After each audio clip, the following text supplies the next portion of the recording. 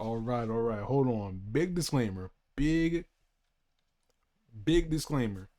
This video is for the nerds, okay? Like this is for the people who are into like comic books, superhero shit, video games, all that shit. You feel me? I mean, based off of the title and like the title of this video and the thumbnail, you're already gonna get the vibe of like what this shit is about. But still, like, I don't know. If you still like was trying to like, I don't know, like give this video a chance, letting you know right now, like I'm not about to approach this topic in a very like um what's the word? Um casual way, I guess you could say. I'm very into this shit. I'm tapped in. I'm tapped into a lot of shit, but you know, especially when it comes to like Marvel superheroes and shit like that, I'm on that. Like word. But yeah, like the reason why I'm bringing that up is because um I just finished the last episode, the final episode, the season finale of She-Hulk last night. And I ain't gonna lie, that episode took me for a ride, especially when it comes to like the whole like Jennifer Walters, aka She-Hulk, like breaking the fourth wall thing. They really just like took it took it to the next level with that one. I ain't gonna lie. Um, what I want to say? Yeah, I was hesitant on like spoiling the episode, but literally like the video I'm about to react to is like basically spoilers for the final episode. So, you know, if you're one of those people who are just like not tapped into like the She-Hulk show, haven't watched it yet, or you're just like someone who like, well, yeah, if you plan on like watching in the future or whatever, then yeah, this ain't the video for you. But if you're one of them people who have seen it, seen a little bit of it, but like don't care to see the rest, or you just don't care to see the show at all, then I mean, hey, then I guess, hey, like you know, you're welcome. You know what I'm saying? Like, come through. But yeah. So saw the final episode, and like so much has happened. Like the first thing that caught me with that episode was like the damn Lou Ferrigno Bill Bixby like Hulk reference. Like the little like if you don't know about the Lou Ferrigno Bill Bixby Hulk, that is like the OG like Incredible Hulk from back in the day. Like back when like their Hulk was like literally they just got like a big muscular dude, aka Lou Ferrigno. They just painted him all green, threw a wig on him, and was just like, that's the Hulk. Like that's the OG. Like hold on. Matter of fact, let me let me pull up a photo or something for y'all. Let me see. Let me see. Let me see. This is the video I'm gonna react to, but not yet. Hold on. I just gotta show you like Lou. Yep. There goes his name. Ferrigno Hulk. Yep. Lou Ferrigno Hulk. Look at this. Look. We're talking this, bro. Like, oh shit. I'm in the way. Uh, like this. This is what I'm talking about right here. Like, we're talking just like regular, just muscular dude, just with just green paint and just the wig. You feel me? Like that's the Hulk. And like I do have a, yeah, like just straight up just that's that type of shit. But the fuck? Hold on. Well, yeah. So yeah, they made they made the crazy like really cool reference to like the Lou Ferrigno Bill Bixby show. Um, that was really nice. You know that hit home for me, even though like I wasn't. I don't think I was alive at the time. I don't think I was. That sounds so morbid, but I don't think I was like born yet. Like when the Lou Ferrigno Bill Bixby show was out, or maybe I was like a little baby or something. I don't know, but I did get a chance to see some of the stuff because I mean, obviously, I'm that deep into like Marvel shit that I'll just like come across like old stuff. You know what I'm saying? Like old Marvel shit. Like everything I'm into. Like it's not just the new shit. It's not just the MCU. It's not just like movies that came out like 10, 15 years ago. It's all the shit. But yeah, seeing that reference like really just like struck home for me. Uh, really fuck with that. Um, the the fourth wall breaking like sensation at the end with like with Jennifer Walters like basically like going into like the Marvel headquarters or whatever and like talking to Kevin, not even like actual Kevin Feige. Like it's like some like AI computer thing called Kevin with the fucking hat that he always be wearing, and like they was chatting it up, and she was like saying shit like, oh like when did the X-Men come in like to the MCU, and then she gonna look at the screen and then give us a thumbs up like, yeah, I got you, yeah, I'm asking the right questions. I was like, yo, this is so goofy, bro. But I mean, she asking the right questions. Um, but yeah, it was just crazy. And then like it just like cuts to like um the whole, what is it? The whole like uh what is it? The whole fight that was supposed to happen just being like automatically solved because like she was like, oh, this shit is so cliche that like I'm just going to just literally just like zoom past it. Like, you know what I'm saying? Like this shit's stupid.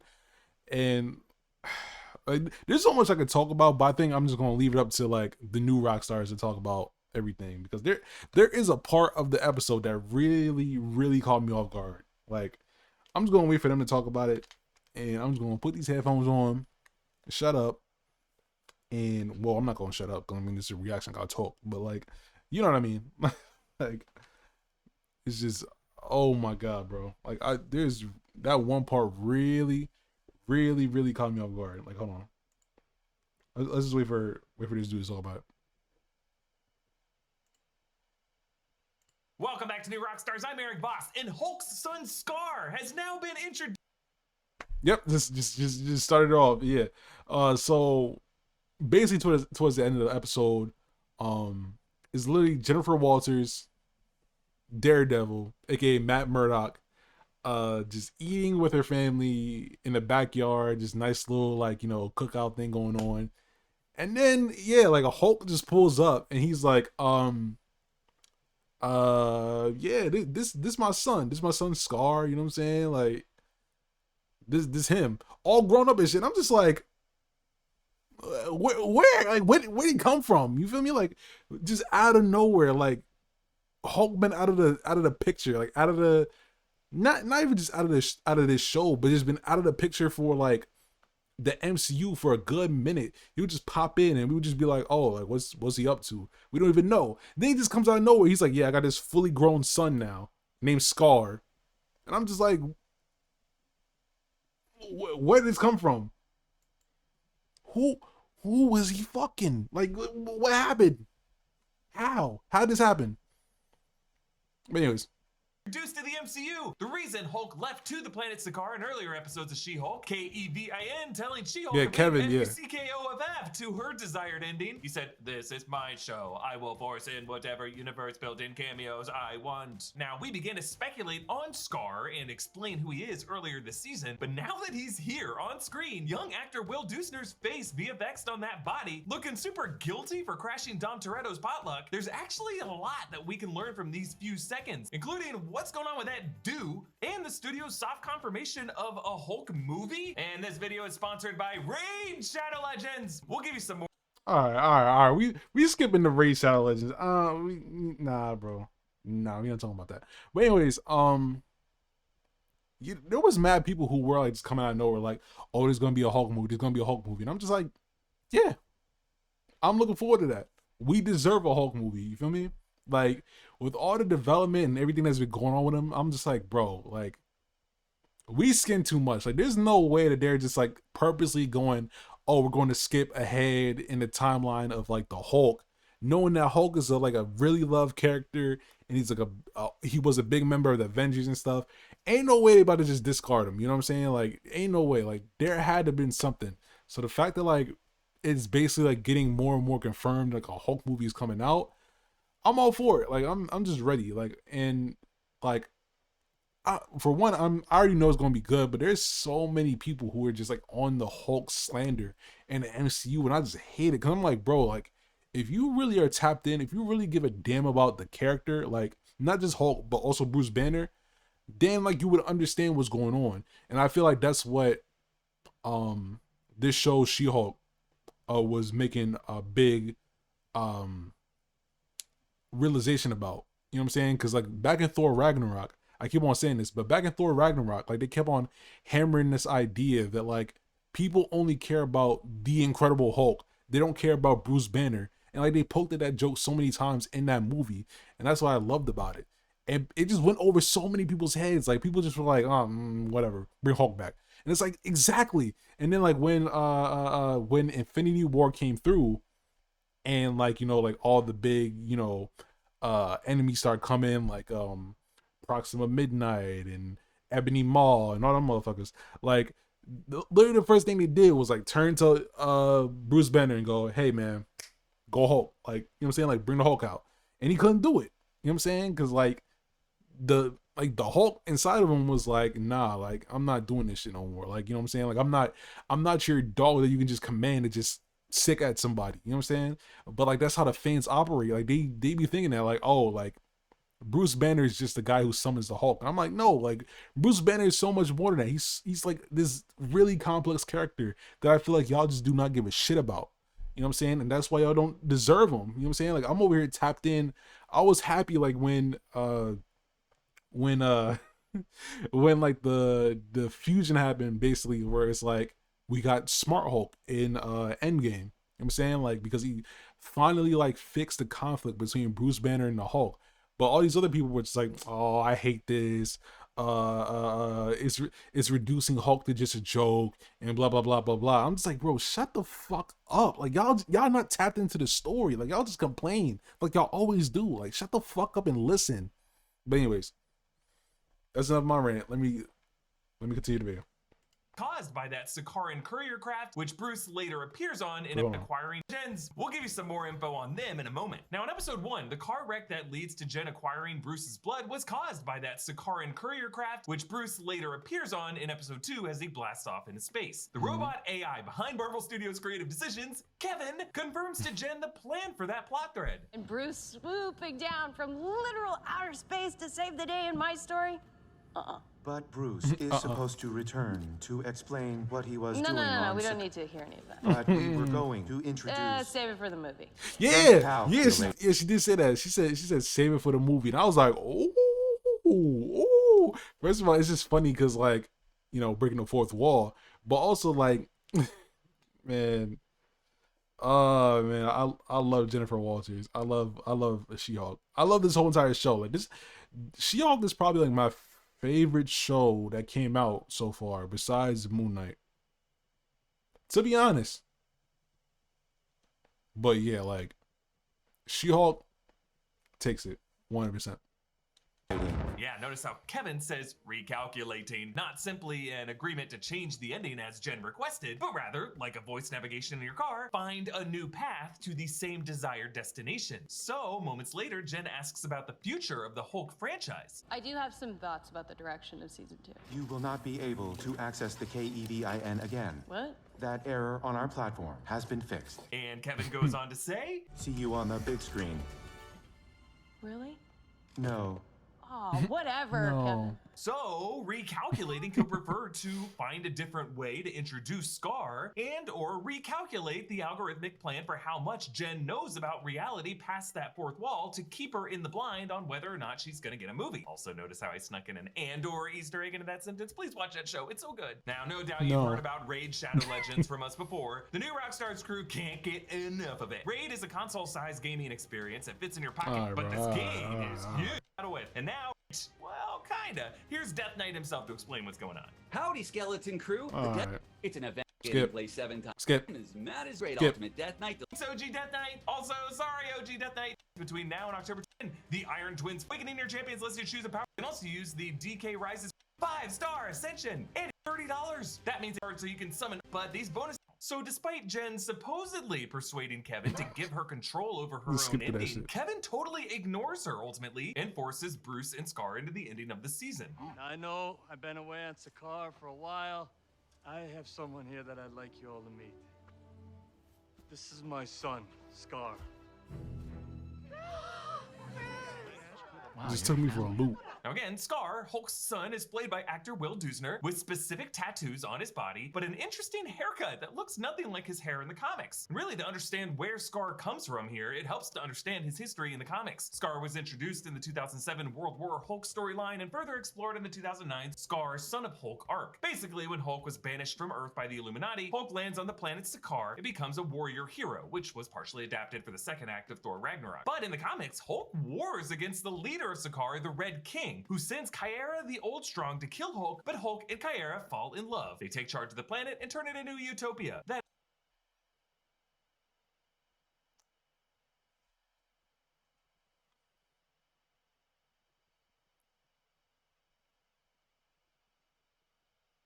So this who you been fucking? All right, let's stop. All right. Let's be serious. Let's be serious. That is until Kyra tragically dies in an explosion from the ship that Hulk used to get to SKAAR, and Hulk blames the Illuminati for planting that bomb, even though it wasn't them. This is what fills him with rage and takes him back to Earth to beat the crap out of the Illuminati and the Avengers. This is the World War Hulk storyline and why it's so awesome. But meanwhile, back on SKAAR, when Kyra died, she actually released a cocoon that fell into a lava lake and spawned SKAAR, an offspring of Hulk who is born looking like a human boy and ages rapidly. SKAAR gets tattoos burned into his skin by the Shadow People and falls under the mentorship of Old Sam. SKAAR gains what's called the Old Power, a kind of omnipotence developed by the Shadow Priests of SKAAR, technically an artificial form of the Power Cosmic, a godly cosmic energy wielded by Galactus, gained from his numerous consumptions of planets, and an omnipotence shared by his herald, the Silver Surfer. Basically, Galactus is what he eats, and it makes him sad. Silver Surfer actually comes to SKAAR to warn him about Galactus and to encourage SKAAR to use his old power to evacuate the planet of SKAAR. But SKAAR flips out and destroys the planet instead. So Silver Surfer has to take SKAAR's old power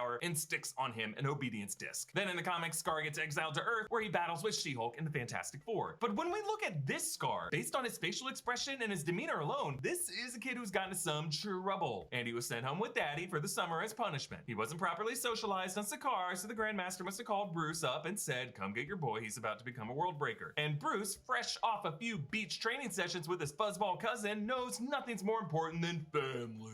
Emphasis added because the Fast and Furious family dinner vibes are not an accident. So knowing what we know from the comics, what did the MCU SKAAR do on SKAAR? Why is he sad? Why is he back on Earth now? And where will we see him next? Also, who is this daddy and what does he do? SKAAR does not say anything here, but we can pull three things about his appearance: his facial expression, his tattoos, and his haircut. I swear I'm not focusing on the cut just be mean, but MT did wisely point out on Inside Marvel that it is a common practice on SKAAR among gladiators in the Grandmaster's arena to be forced into a humiliating haircut by SKAAR's official barber, played by Stan Lee in the 2017 Ragnarok film. For Thor, it actually worked out to his benefit, with the best cut I think Chris Hemsworth has ever had in the MCU. More of the high and tight, please. Leave those luscious locks for the lookers in Minnesota's hockey league. Peroxide Jesus. But for SKAAR, there's a good chance this half-moon hairline was the result of him fidgeting too much with Stan Lee. This kid's a fight. All right, they cooking him too much. Like that haircut ain't even that bad. Like it's literally just like, it's like a cut that like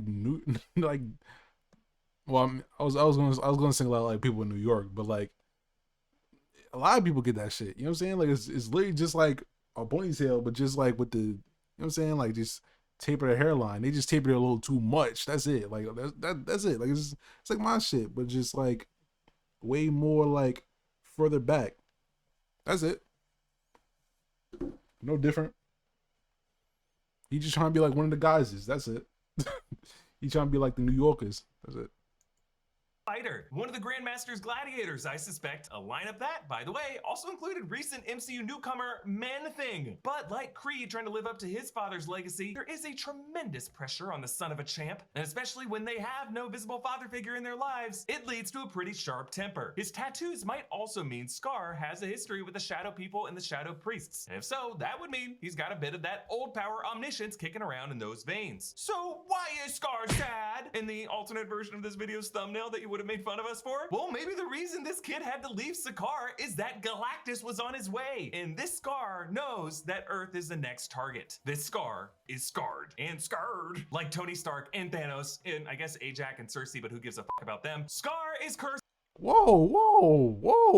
Like, so you gonna just throw it straight at like the man, you know what? I love the Eternals, man. Suck my dick. Shut up. with knowledge of an apocalyptic future. This would position SKAAR as an interesting figure, not just for a future Hulk title or a Young Avengers title, but something already on the calendar, Fantastic Four. Where do you think we'll see SKAAR next? And do you think he'll get along with Thor's daughter Love? Who would win in that fight? Follow me on TikTok, Instagram, and Twitter at EAVOS. Follow New Rockstars and subscribe to New Rockstars for more analysis of everything you love. Thanks for watching. Bye. Man.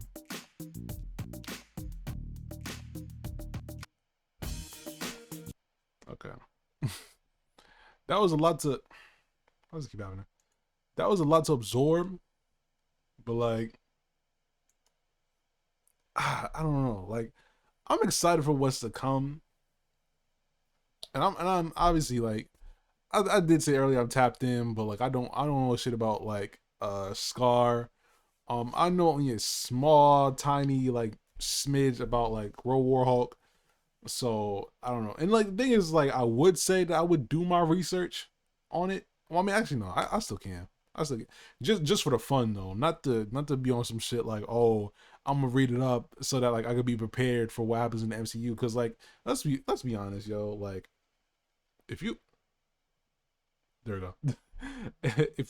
if you are looking at like comic books and shit to like try to like get like a couple steps ahead like in the MCU, like you're goofy at this point. Like, because like people do that shit and then like get so disappointed when the movies and the shows come out and be like, oh, this is how it was in the comics and shit. It's like, yeah, that's the point. Like, it's supposed to surprise you. Like, you don't want no like you don't want no shit that's like, you know, predictable.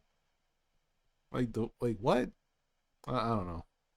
But man, like I love the show She-Hulk. I can't wait to see what else happens like with Hulk and SKAAR and She-Hulk and especially Daredevil. Like to see Daredevil back on screen as well is just, oh man. Like when he first appeared in Spider-Man No Way Home, man. Oh my god, man. But anyways, yeah, so I can't wait to see like what happens as well in, you know, the MCU like from here on through. Can't wait for the Hulk movie and all that. You know, I already know crazy shit's gonna happen. I'm gonna be tapped in. You know, I already know I'm gonna be front row seeing that shit. But anyways, that's my reaction. It felt like I didn't talk enough, but I don't know.